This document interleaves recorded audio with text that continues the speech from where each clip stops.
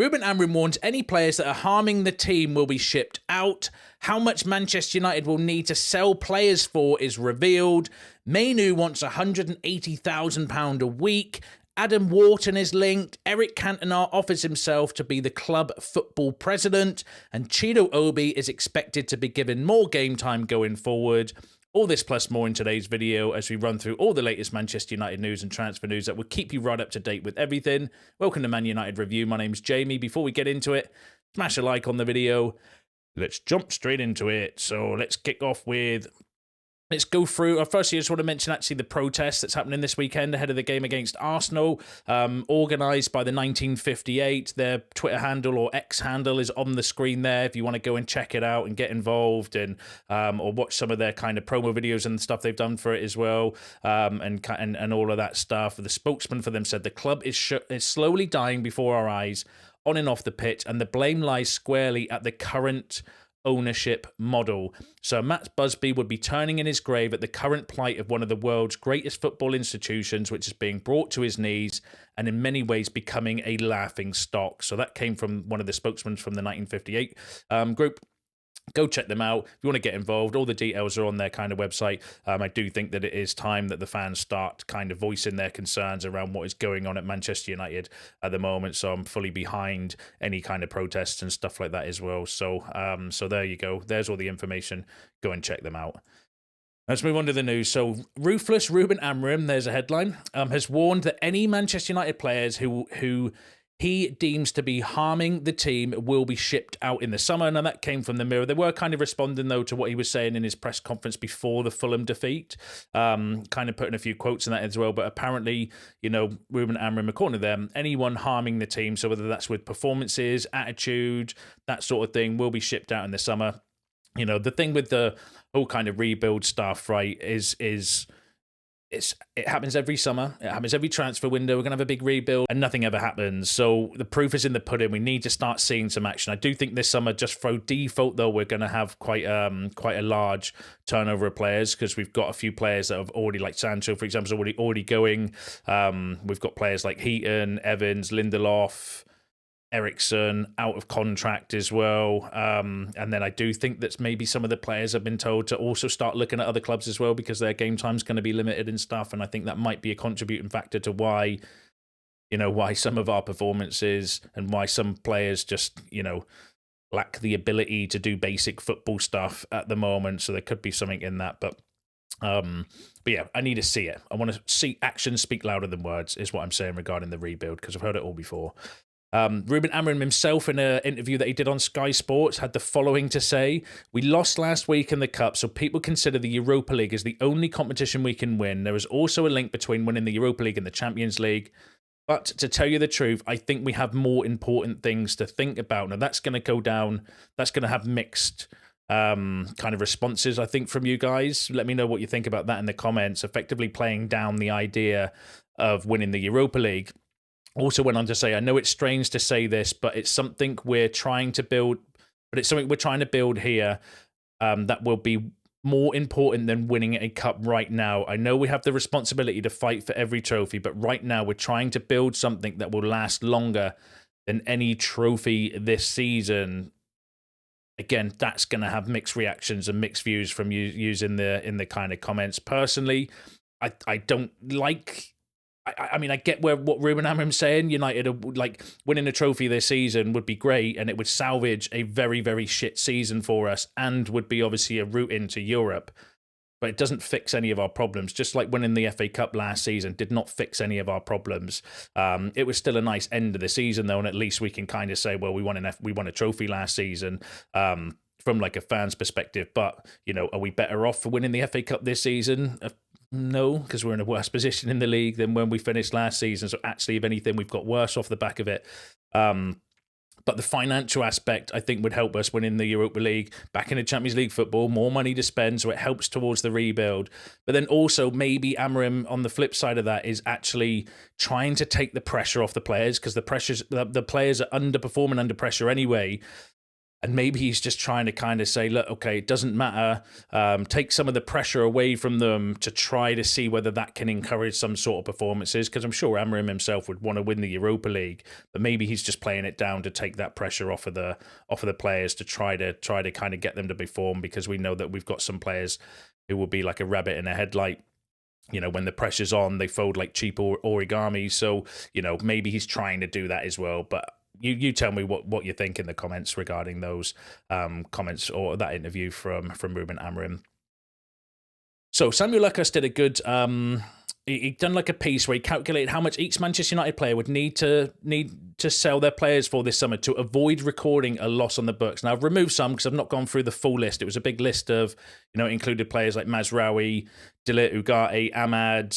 I don't think we're going to sell those sort of players. So I've kept the kind of more interesting ones on there to kind of give you an idea. And the reason I wanted to run through this, it gives you an idea of what a mess we are in when it comes to like rebuilding and selling some of the players that actually maybe would be considered as, you know, not worthy going forward, or players that we would want to remove. And this will kind of showcase a lot of it to you. So outside Bayenda, 1.86 million to avoid recording a loss. That's doable. I think we'd get more than that for Bayenda, so that's one that's plausible. I put Maguire on there because he might want to go himself. He's only got a year left on his contract. We've just done the +1. Whether he's going to want to stay or sign, don't know. But if we sold him for any money, it would be a profit for us. Mason Mount would need to be sold for £33 million to avoid recording a loss. Nobody's signing Mason Mount for £33 million considering his injury record. I would be very, very surprised if we got an offer more than £33 million for Mason Mount. Plus he's on 250 grand a week wages as well. So that's the sort of situation that we are in with some players where we're just going to be, you know, we've just got to hope he plays. It's the only solution for the Mason Mount situation is we just hope he can stay fit and plays, because I actually think he would fit into the team and do quite well in this system. But he's just never available. And again, what are you going to do with that? He's on 250 grand a week. We need at least £33 million. I don't think anyone's going to pay £33 million for Mason Mount, considering, you know, his injury record at United for the 2 years since he's been here. Bruno, put in there again, he might want to leave. I don't think the club would want to sell him. We've obviously just did a new contract for him last season, but, you know, maybe he wants to go. Any money for Bruno would be pure profit as well. Højlund would need to be sold for £38.4 million to avoid making a loss. He's not on I think he's on around 80 grand a week as well, so his wages are relatively low for, like, in comparison to some other players that we've got up there as well. Plausible, I would say, for that, but, you know, I think more likely we're going to keep him, maybe get another striker, use him as the kind of backup, or maybe a loan for Højlund. Xerxes I put on there. I would keep Xerxes personally, but there was loads of reports in January about him going back to Italy and stuff. Does he quite fit the system? We don't know. We'd need to sell it for at least £29.2 million to avoid a loss. Casemiro, again, another one on a massive wages, one we've been trying to get rid of for like 2 years, but he's on 350 grand a week approximately, and we'd need to still sell him for £15 million to avoid a loss. That's insane, isn't it, that deal? The more it kind of goes on, the more you're looking at that deal is absolutely insanity from United, that sort of contract, fee, everything about it. Dalot might be one we would look to move on. He would need anything we get for Dalot is pure profit as well. Luke Shaw, same. Anything we sell him for is pure profit. Onana, £28.32 million to avoid a loss. Again, is there going to be interest in Onana for that sort of price? He's on 120 grand a week as well. You know, plausible, I suppose. Mainoo, Garnacho and Rashford, any sale will be recorded as a net profit. 5 players confirmed to be leaving: Eriksen, Lindelof, Heaton, Evans and Sancho. Ironically, didn't have Anthony on the list as well, because I was looking for him to see. The reports I've seen before are around 30 million, I think, for Anthony, but that's just my memory. That's just going off of my memory, so don't quote me on those particular figures. But Anthony wasn't included on his list, but ironically, someone like Ahmad was, and I was like, that's a bit weird, because I don't think we're just giving Ahmad a new contract. But yeah, the reason I wanted to kind of bring that in, and I want your opinions on it as well, it just kind of shows the problem that INEOS have got, because INEOS didn't sign any of those players on those contracts. And how do you fix that problem? Because until some of that problem gets fixed, it's always going to tie our hands with what we can and can't do from a PSR perspective in the transfer windows as well. Because we've got a few players there that personally, like Mount, we're going to need £33 million plus his wages. Casemiro 15 at least, plus obviously a team to pay some of his wages or around his kind of salary. Onana 30 million plus his wages as well. Do you know what I mean? So it's a big job to try and remove some of these players. And I can still see a situation where they just have to run their contracts down, and it's going to be a shame because, but what can we do about it? I blame the idiots that gave these contracts out in the first place and signed these players on the fees that they did, and that's been the kind of legacy problem at United, and it's one that we have to break. We've got to stop doing that, which will help us going forward to rebuild the squad, because then you actually can sell players and bring players in more effectively if you're not giving out these stupid contracts or paying these kind of overinflated fees like we've done in the past. But let me know what you think about that in the comments. I want to hear your thoughts on that below. Now let's move on to some transfer news. So mentioned a few players there. So Lindelof, Benfica want to sign Victor Lindelof at the end of his contract this summer. He's going for a free. That came from Paul Hurst, who's a good source. So potentially Benfica could be a destination for Lindelof. He's not signing a new contract, so he's out of contract anyway. Anthony, Real Betis have said... Real Betis' CEO had the following to say. The other day, Anthony told me that he wanted to stay another year. The player is very comfortable here and was surprised by the facilities we gave him to settle in the city as soon as he arrived. Now, that's interesting to say that he said he wants to stay for another year. So does that mean potentially a loan again in the summer for Anthony? They're covering a lot of his wages. It's not ideal. I'd rather sell him and move that kind of problem on. But if you can't, there's an alternative there, maybe where he does another loan, maybe with an obligation to buy next summer because he'll be off the PSR books then as well. So this summer, we've got to sell Anthony for, I think it's around 30 million. Don't quote me on those figures, but it's roughly around 30 million we need to sell Anthony for. Correct me if I'm wrong, actually. If you know what the figure is, let me know in the comments. But next summer, he's off the PSR books. So next summer, we can sell him for anything and it would still be recorded. It won't be recorded as a loss. So maybe they have to do that with Anthony. We'll have to wait and see how that kind of develops. Now, let's go through the Kobbie Mainoo stuff. So Manchester United have held fresh talks with Kobbie Mainoo in the hope of finally reaching an agreement in prolonged contract negotiations. Mainoo's representatives want a pay rise to £180,000 a week plus bonuses. United are hopeful of convincing him that his long-term future is at the club and reaching a compromise. So I think it's good that we're still, looking to get Kobbie Mainoo tied down on a contract. And I just want to start by saying, right, it's his agent that does the negotiation. So this isn't Kobbie Mainoo that's asking for this. He pays an agency to do these negotiations and that for him. And of course, they're going to ask for top dollar when it comes to contracts, and there's a plethora of reasons why. We've just mentioned a few when he's looking around the dressing room and we're paying Mason Mount 250 grand a week. He's made, 13 appearances this season. You can understand the kind of concept as well. But for me, Kobbie Mainoo's on £20,000 a week right now. To go to 180 plus bonuses is like an 800% increase, and no player, in my opinion, at Manchester United right now deserves an 800% increase in their salary. None. We're 14th in the Premier League. We're about to have our worst ever season. And I thought last season was bad when we finished 8th, but still managed a trophy. We're going to out-worsen ourselves this season. No player, and I don't care who it is, deserves an 800% increase in their salary for performing at the moment. Kobbie Mainoo, I think, has got great potential. He's a player that I absolutely rate and that I like and I want to keep, but he's played, a season and a half? And does anyone think that his performances have warranted an 800% increase in his salary? Because I don't personally, and I like Kobbie Mainoo, and I'm not don't want to sound like I'm slagging him off or anything.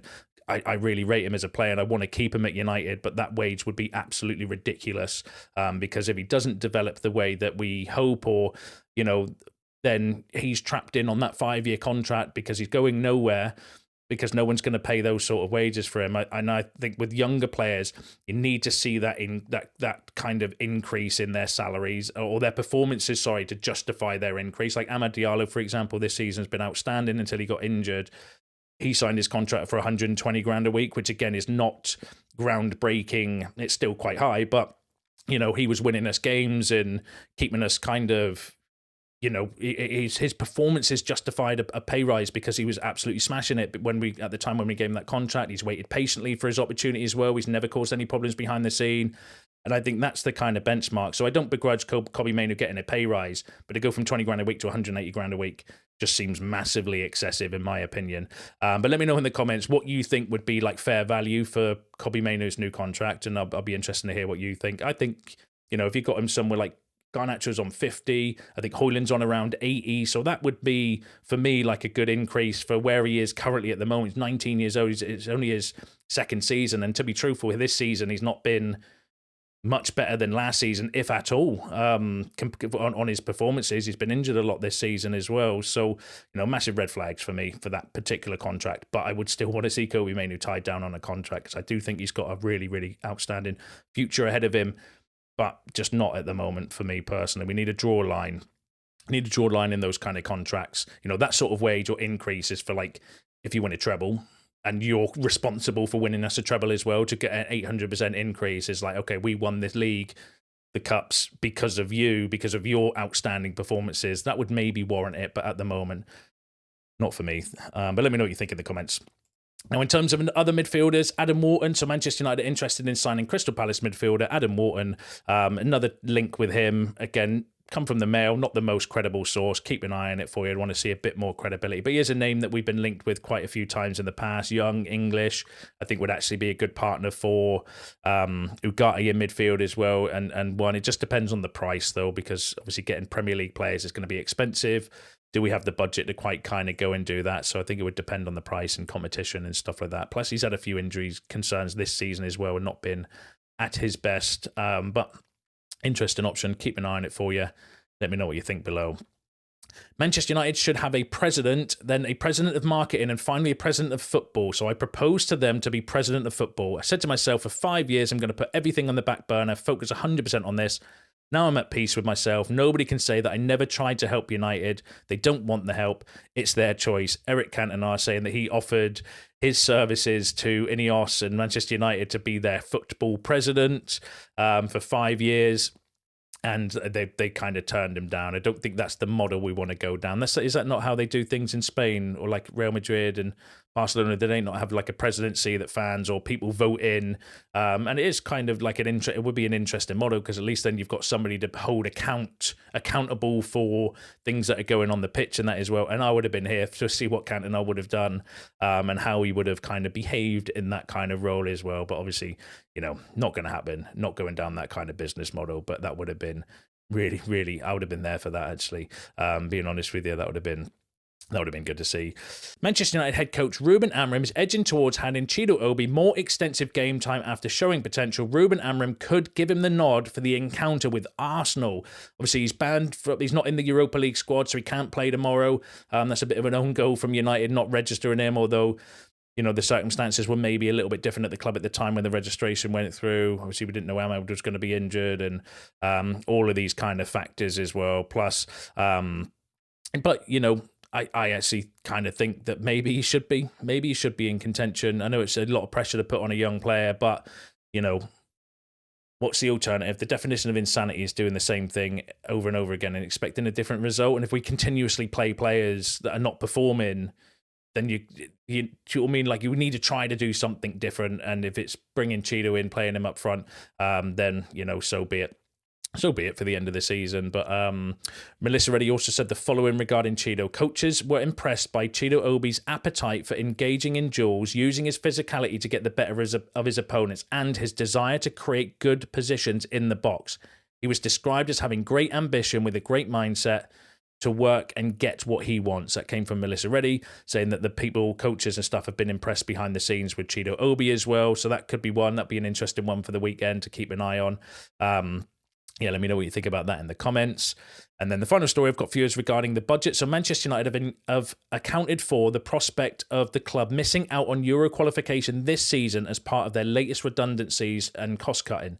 Club budgeting on Europa League qualifications for the next 4 seasons, but have factored in the prospect of no Euro football next term. So James Duck is saying that United have budgeted now, and some of the cutbacks and stuff are a result of us not expecting to get any European football this season. So they're aware of it so that we can stay compliant with PSR rules and maybe adjust our budget for the summer. And then for the next seasons going forward, they are budgeting for Europa League qualification. Now, I don't necessarily have a massive problem with that, because the issue United have had is that we've been budgeting. In fact, I think I've got it on a slide.